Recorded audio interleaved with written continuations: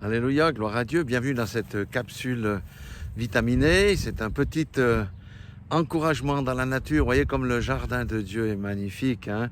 Ça atteste des œuvres et sa grandeur. Dans 1 Thessaloniciens 2,12, Paul nous exhorte à marcher d'une manière digne de Dieu, de nous exhorter, de nous consoler, de marcher digne de Dieu pour répondre à l'appel du royaume que Dieu nous fait.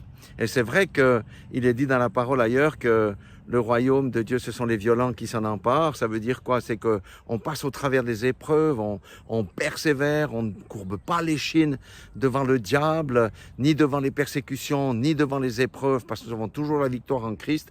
Mais c'est vrai que ce n'est pas un chemin pavé de roses. Donc, l'entrée dans le royaume de Dieu, bien sûr qu'il faut croire en Jésus-Christ, à son sacrifice, qu'il est mort pour nos péchés, qu'il a été mis en tombe, qu'il est ressuscité le 3e jour.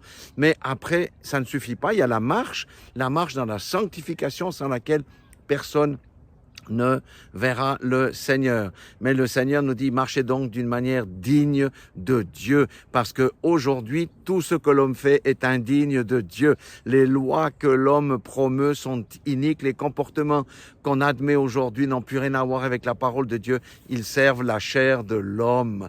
Aussi, soyons des dignes fils de Dieu et nous hériterons avec vraiment une très grande assurance du royaume de Dieu, nous participerons à la bénédiction de Dieu parce qu'il nous a fait héritiers et co-héritiers avec Christ dans le royaume à venir.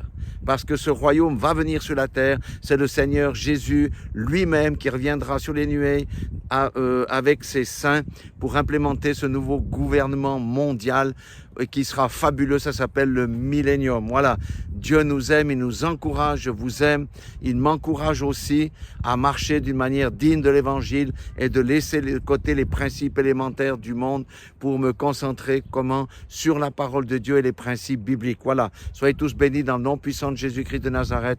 Et encore une fois, regardez la beauté de la nature. Là, l'homme n'a pas encore trop pollué. Soyez tous bénis. Amen.